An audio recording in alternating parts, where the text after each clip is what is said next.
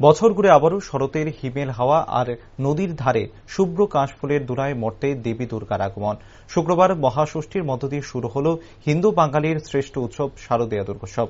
ফলে শারদ উৎসবের শুভলগ্নে প্রদেশ বিজেপি রাজ্য কার্যালয়ে এক সাংবাদিক সম্মেলনের মাধ্যমে প্রদেশ বিজেপি সভাপতি রাজীব ভট্টাচার্য রাজ্যের সকল জাতি জনজাতি অংশের মানুষকে দুর্গোৎসব উপলক্ষে প্রীতি ও শুভেচ্ছা জানিয়েছেন। ভারতীয় জনতা পার্টির নেতৃত্বে সরকারের মুখ্যমন্ত্রী প্রফেসর ডক্টর মানিক সাহা রাজ্যের মানুষের সুবিধার্থে বিভিন্ন প্রকল্প গ্রহণ করেছেন।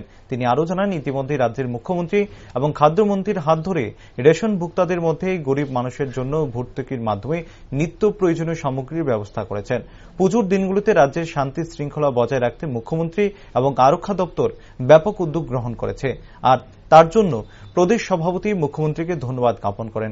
এছাড়া সাংবাদিক সম্মেলনে উপস্থিত ছিলেন প্রদেশ সাধারণ সম্পাদিকা পাপিয়া দত্ত সহ সম্পাদক অমিত রক্ষিত সহ অন্যান্যরা। এই দুর্গা উৎসবকে সামনে রেখে আমি আপনাদের মাধ্যমে রাজ্যের সমস্ত যারা রয়েছেন জাতি জনজাতি সকল অংশের মানুষকে আপনাদের মাধ্যমে প্রীতি ও শুভেচ্ছা জানাচ্ছি। আমরা এই উৎসবকে সামনে রেখে আমাদের রাজ্যের মাননীয় মুখ্যমন্ত্রীর নেতৃত্বে সরকার, ভারতীয় জনতা পার্টি নেতৃত্বে সরকার বিভিন্ন প্রকল্পের মাধ্যমে মানুষের কাছে মানুষের সুবিধার্থে বিভিন্ন প্রকল্পের মাধ্যমে মানুষকে সুবিধা পাইয়ে দেওয়ার ব্যবস্থা আমাদের রাজ্য সরকার করেছে।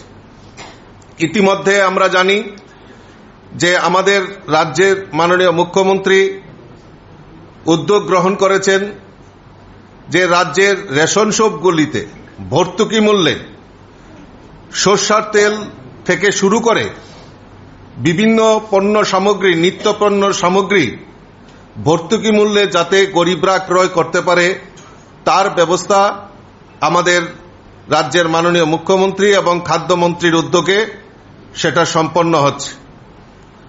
পাশাপাশি এই দুর্গা উৎসবকে সামনে রেখে ত্রিপুরা রাজ্যের সমস্ত জায়গায় যাতে আইন শৃঙ্খলা সুদৃঢ় করা হয় তার জন্য মাননীয় মুখ্যমন্ত্রীও বিশেষ পদক্ষেপ নিয়ে আর আরক্ষা প্রশাসনের মাধ্যমে তার ব্যবস্থা গ্রহণ করেছেন। আমরা মাননীয় মুখ্যমন্ত্রীকে আজকের এই সাংবাদিক সম্মেলন থেকে ধন্যবাদ জানাই।